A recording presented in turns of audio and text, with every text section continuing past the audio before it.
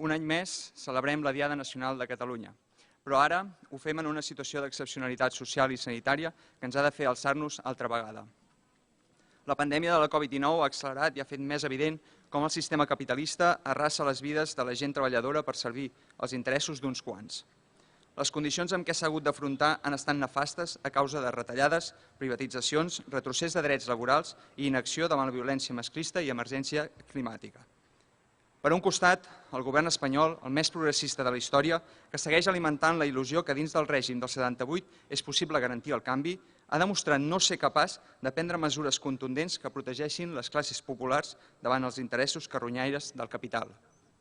Aquest govern espanyol ha tingut un paper protagonista en l'intent de reforçament d'un estat i un règim que estan en crisi, mitjançant la recentralització i la suspensió constant de les competències de les autonomies. Tot això mentre continua la falsedat de la transició. Un rei posat a dit per Franco marxa impunement després de robar milions a la població.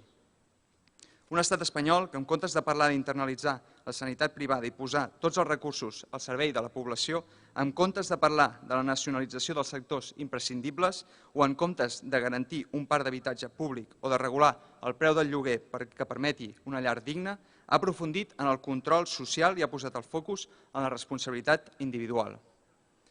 D'altra banda, tenim uns governs autonòmics buits de sobirania que prefereixen mantenir-se en el joc electoralista i seguir al servei dels de sempre, sense plantejar tirar endavant propostes de ruptura amb l'Estat com a única eina de sobirania popular i de garantia dels drets socials, civils i polítics. Uns governs autonòmics que continuen sense treballar perquè la sanitat, l'educació i els serveis siguin públics, d'accés universal i amb control popular. El moviment popular als Països Catalans ha mostrat any rere any el seu múscul i la seva força. Hem estat capaces d'organitzar les vagues feministes, de dur a terme el referèndum de l'1 d'octubre o de parar els peus al feixisme als carrers. I ho tornarem a fer les vegades que calgui.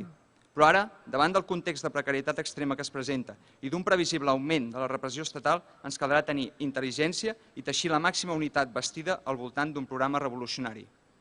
Perquè davant d'aquesta situació cal una resposta que no vindrà de cap institució subjugada al capital, ni de cap partit que plantegi posar pedaços a un sistema pervers. Fer passos endavant serà l'única manera de resistir l'embat i fer-nos fortes per estar més ben preparades per als següents. No ens podem permetre retrocedir més. L'esquerra independentista plantegem que hi ha una altra manera de viure i per això volem la independència. Una independència del capital i dels estats espanyol i francès. Una independència per decidir com volem organitzar l'economia, per fer front a la corrupció, per nacionalitzar tots els sectors estratègics i posar-los al control popular i per construir, en definitiva, uns països catalans on posem al centre la vida. Volem uns països catalans lliures en un món de nacions lliures, lliures de lleis racistes i de CIE, d'especulació, de violència masclista i d'explotació. Uns països catalans governats per la gent i per a la gent.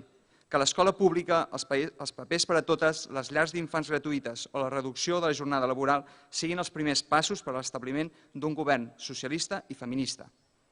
Per això, aquest 11 de setembre dirigim la mirada enrere, a la història de resistència del nostre poble contra el poder i l'opressió, per mirar endavant i entomar els reptes que se'ns presenten. El repte de fer créixer la força del moviment popular a cada barri, poble o ciutat. El repte de fer ús de la intel·ligència col·lectiva que ens permeti adaptar-nos a la conjuntura incerta i canviant. Perquè només en la lluita diària per defensar-nos les unes a les altres davant la brutalitat del capitalisme i el patriarcat hi ha la base dels països catalans lliures, socialistes i feministes que volem i que, si persistim, aconseguirem. Visca la terra!